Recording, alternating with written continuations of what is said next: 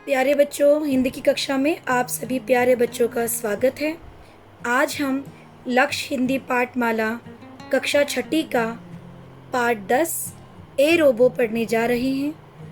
अपने इस पाठ को शुरू करने से पहले मैं आप सभी प्यारे बच्चों से निवेदन करती हूँ कि आप मेरे चैनल को ज़रूर सब्सक्राइब कीजिए, मेरे वीडियोस को लाइक और शेयर ज़रूर कीजिए, बेल आइकन को प्रेस कीजिए जिससे आपको मेरे वीडियोस की नोटिफिकेशन मिलते रहेंगे। आप सभी का बहुत बहुत धन्यवाद अपने प्रेम और सहयोग के लिए। तो आइए हम अपना वीडियो शुरू करते हैं। प्यारे बच्चों, मशीनीकरण का जीता जागता उदाहरण है रोबोट। प्रस्तुत कहानी में रोबोट जमकर घर का सारा कामकाज करता है, परंतु आवश्यकता से अधिक मांग के कारण डांट फटकार का शिकार भी बनता है। अंततः यंत्र चालित मस्तिष्क मानवीय संवेदनाओं को समझने लगता है। इसका सुंदर चित्रण प्रस्तुत कहानी में किया गया है। तो आइए हम अपना पाठ पढ़ना शुरू करते हैं। रोबो कहाँ घुस गया? अरे ओ रोबो के बच्चे, सोमी अपने नौकर पर चीख रहा था।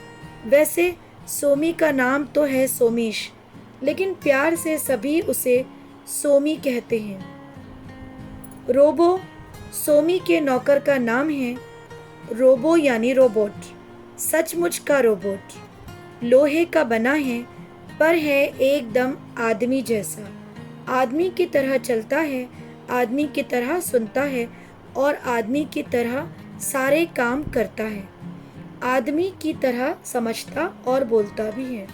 तो प्यारे बच्चों, कहानी की शुरुआत में हम पढ़ रहे हैं इस कहानी के मुख्य पात्र सोमेश के बारे में।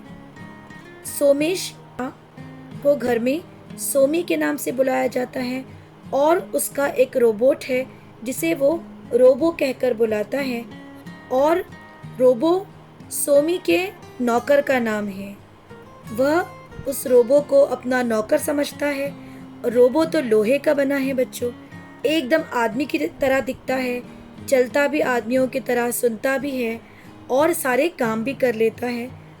आदमी की तरह ही समझता और बोलता भी है बच्चों, लेकिन है वो रोबोट। आइए हम कहानी का अगला भाग पढ़ते हैं। सोमी अपने पिता का इकलौता लड़का है। पिछले साल उसकी माँ का स्वर्गवास हो गया था। पिता पेशे से ठहरे डॉक्टर, उनके पास तो सोमी से बात करने का भी समय नहीं होता। फिर घर का काम काज कौन करे? शुरू में सोमी के पिता ने गांव से अपनी माँ को बुला लिया था, लेकिन उन्हें शहर की हवा और शोर रास नहीं आया और वह 1 महीने बाद ही गांव वापस लौट गई। उसके बाद उन्होंने एक मोहरी नौकरी पर रखी।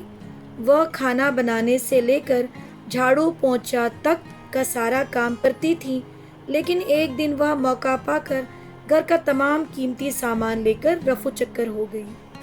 तो बच्चों, पाठ के इस भाग में सोमी अपने पिताजी का इकलौता लड़का था, यानी वो अकेला ही था और उसके कोई भाई बहन नहीं थे, और पिछले साल ही उसकी माँ का स्वर्गवास हो गया बच्चों। स्वर्गवास यानी मृत्यु हो जाना। पिताजी उसके डॉक्टर थे और उनके पास सोमी से बात करने का भी समय नहीं होता था, और घर में बहुत सारे दूसरे कामकाज भी होते हैं। तो शुरू में उन्होंने अपनी माताजी को गांव से बुलाया, लेकिन माताजी भी ज़्यादा दिन तक यहाँ नहीं ठहर पाई क्योंकि उन्हें शहर की हवा अच्छी नहीं लगी। उन्हें शहर में रहना पसंद नहीं था बच्चों, क्योंकि गांव में रहने वाले लोगों को शहर अच्छा नहीं लगता है, और इसीलिए उनकी माँ जो हैं वो 1 महीने बाद ही वापस गांव लौट गई। फिर राजू के पिताजी ने एक नौकरानी का इंतज़ाम किया। वह नौकरानी सारे काम किया करती थी, खाना बनाना, झाड़ू पोछा करना, घर के सारे काम। लेकिन एक दिन उसने मौका पाया और घर का सारा कीमती सामान लेकर रफू चक्कर हो गई, वो वहाँ से भाग गई। आइए पाठ का अगला हिस्सा पढ़ते हैं। सोमी के पिता के सामने फिर वही समस्या आई कि घर का कामकाज कौन करे। संयोग से उसी दिन उन्हें पता चला कि किसी कंपनी ने रोबोट के ऐसे मॉडल बनाए हैं जो घर का काम करते हैं। फिर क्या था, वे दुकान से एक रोबोट नौकर खरीद लाए। रोबोट का साइज लगभग 5 फुट का था। स्प्रिंग से चलने वाले उसके हाथ, पैर और देखने के लिए आंखों में लगे हुए बड़े बड़े लेंस। उसी की पीठ में एक बैटरी लगती थी जिससे उसे ऊर्जा मिलती थी। 6 महीने में एक बार बैटरी चार्ज करा लो, फिर सारी चिंताएं खत्म। न काम चोरी का रोना और न ही घर से सामान लेकर गायब होने का सिरदर्द। तो बच्चों, पाठ के इस भाग में वो नौकरानी सारा सामान लेकर भाग गई। फिर उसके पिताजी के सामने वही समस्या थी कि सोमी को और घर को कौन संभालेगा। वहीं से उन्हें पता चला कि एक कंपनी ने रोबोट का ऐसा मॉडल बनाया है जो घर के सारे काम कर लेता है।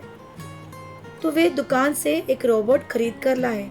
अब रोबोट का साइज लगभग 5 फुट था बच्चों। स्प्रिंग से चलता था। स्प्रिंग से उसके हाथ पैर चलते थे। आंखों में बड़े बड़े लेंस थे और उसकी पीठ में एक बैटरी थी बच्चों, और उस बैटरी से ही उसे ऊर्जा यानी शक्ति मिलती थी। 6 महीने में एक बार उस बैटरी को चार्ज कराना पड़ता था, फिर सारा टेंशन जो है वो खत्म हो जाता था। अब ना कोई काम चोरी कर सकता था, ना घर का सामान गायब हो सकता था। सारा उसके पिताजी का, सोमी के पिताजी का सारा सिरदर्द ही गायब हो गया। बच्चों, उन्हें अब कोई चिंता नहीं रही। आइए पाठ का अगला भाग पढ़ते हैं। रोबोट को देखकर सोमी बहुत खुश हुआ। देखने में वह एकदम खिलौना लगता। सोमी ने सोचा कि अब वह उससे अपने सारे काम करवाएगा और अपने दोस्तों को दिखाकर उन पर अपना रौब गाटेगा। लेकिन रोबोट का नाम क्या रखा जाए? पापा ने इसकी जिम्मेदारी सोमी पर ही छोड़ दी। वह काफी देर तक सोचता रहा और बहुत सोच विचार के बाद उसने उसका नाम रोबो ही रख दिया। रोबो कितना प्यारा नाम है, उसने सोचा। इस प्रकार नौकर रोबोट का नामकरण हो गया और इसी नाम से बुलाया जाने लगा। रोबो कोई आदमी तो था नहीं जो उसे अपना नाम याद रखने में समस्या पड़ती। वह तो ठहरा मशीन। जो चीज़ उसमें एक बार अपनी मशीनी दिमाग में डाल दी, वह हमेशा के लिए जम वहाँ पर। सचमुच रोबो बहुत समझदार निकला। वह घर के सारे काम वह बहुत होशियारी से करता। समय पर चाय, समय पर नाश्ता और समय पर खाना। घर की घड़ियां भले लेट हो जाए, पर वह कभी 1 सेकंड भी इधर उधर नहीं करता।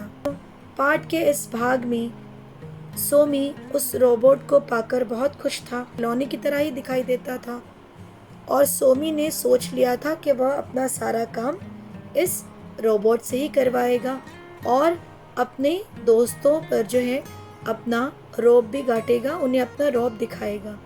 लेकिन अब रोबोट का नाम रखा जाना चाहिए और यह जिम्मेदारी पिताजी ने राजू को ही दी।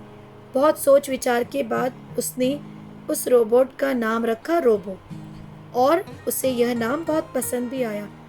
इस प्रकार जो है रोबोट का नामकरण भी हो गया। बच्चों, नामकरण का अर्थ है नाम रखने की रस्म। तो जैसे ही उसका नाम रोबो रखा गया, तो यह नामकरण भी की रस्म भी पूरी हो गई। जो चीज़ उसने एक बार अपने मशीनी दिमाग में डाल दी, वो हमेशा के लिए वहीं पर जम गई। सचमुच रोबो जो हैं वो समझदार निकला बच्चों, और वो घर के सारे काम बहुत ही होशियारी से करता, समय पर चाय लाता, समय पर नाश्ता लाता और समय पर खाना तैयार हो जाता था। यहाँ तक कि घर घड़ियाँ थी वो एक समय में लेट हो जाती थी, लेकिन रोबो जो है 1 मिनट भी देर नहीं करता किसी भी काम के लिए। आइए पाठ का अगला हिस्सा पढ़ते। खाली समय में सोमी रोबो के साथ शतरंज खेलता था। शुरू में तो रोबो अक्सर हार जाता था, लेकिन अब उसने अपने दिमाग में पहले की सारी चालें फीड कर ली थी। अब तो वह सोमी को मात भी दे देता था, और बेचारा सोमी जब हार जाता तो वह रोबो पर झूठ मूठ के आरोप लगाने लगता। कभी कभी तो वह उसे मार भी बैठता, लेकिन इससे रोबो का तो कोई नुकसान नहीं होता, उल्टा सोमी को ही चोट लगती और वह पछताता रहता। और आज जब 2-3 आवाज़ें देने के बाद भी रोबो नहीं आया तो सोमी का पारा 7वें आसमान पर जा पहुंचा। वह इस बार और ज़ोर से चिल्लाया, तुम्हें सुनाई नहीं पड़ रहा है रोबो के बच्चे। लेकिन चौथी बार सोमी को चिल्लाना नहीं पड़ा, क्योंकि रोबो कमरे में दाखिल हो चुका था। उसे देखते ही सोमी का चेहरा लाल पीला हो उठा और उसने बिना सोचे समझे रोबो के गाल पर एक तमाचा जड़ दिया। फटाक की आवाज़ हुई और उल्टा सोमी ही अपना हाथ पकड़कर बैठ गया। उसके हाथ में जोर की चोट लगी थी। वह शांत होकर एक कोने में बैठ गया। बोला, तुम्हें सुनाई नहीं पड़ा? मैं कितनी देर से बुला रहा हूँ। बच्चों, पाठ के इस भाग में अपने खाली समय में सोमी और रोबो शतरंज खेला करते थे, चेस खेला करते थे और पहले पहले तो रोबो हार जाया करता था, लेकिन फिर उसने अपने दिमाग में सारी चालें जो हैं वो फीड कर ली और सोमी को फिर मात देने लगा। और बेचारा सोमी जब हार जाता तो झूठ मूठ के आरोप लगाने लगता। बच्चों, आरोप लगाना यानी दोष लगाना। तो बच्चों, जब कोई बच्चा अपनी हार स्वीकार नहीं कर पाता तो वह क्या करता है? वो दूसरों पर आरोप लगाता है, दूसरों को दोष देता है कि उनकी वजह से मैं हार गया। और सोमी जो है कभी कभी उस रोबो को मारता भी था, लेकिन रोबो को तो इससे कोई फर्क नहीं पड़ता था बच्चों, क्योंकि वो लोहे का बना था। उल्टा सोमी के ही हाथ में चोट लग जाती थी। फिर वह पछताता था कि उसने क्यों रोबो पर को मारा। और आज जब 2-3 आवाज़ें जब सोमी ने रोबो को दी तो रोबो ने वह आवाज़ें नहीं सुनी, वह सोमी के पास नहीं आया और इसीलिए सोमी का पारा जो है वो आसमान पर पहुंच गया। यानी वह बहुत गुस्सा हो गया और इस बार उसने ज़ोर से चिल्लाया, तुम्हें सुनाई नहीं पड़ रहा है के बच्चे, तुम्हें सुनाई नहीं पड़ रहा है। लेकिन चौथी बार जब सोमी ने चिल्लाया तब रोबो कमरे में दाखिल हो चुका था। उसे देखते ही सोमी का चेहरा लाल पीला हो गया, यानी सोमी बहुत गुस्सा हो गया और उसने बिना कुछ सोचे समझे रोबो के गाल पर एक तमाचा जड़ दिया। बच्चों, तमाचा जड़ना यानी थप्पड़ लगा देना। थप्पड़ लगाते ही फटाक की आवाज़ आई और उल्टा सोमी ही अपना हाथ पकड़ के बैठ गया। उसके हाथ में ज़ोर से चोट लगी बच्चों, और वह शांत होकर एक कोने में बैठ गया। उसने रोबो से कहा, क्या तुम्हें सुनाई नहीं देता मैं कितनी देर से आवाज़ दे रहा हूँ? बच्चों, पाठ का अगला हिस्सा हम दूसरे वीडियो में पढ़ेंगे। आज के लिए धन्यवाद।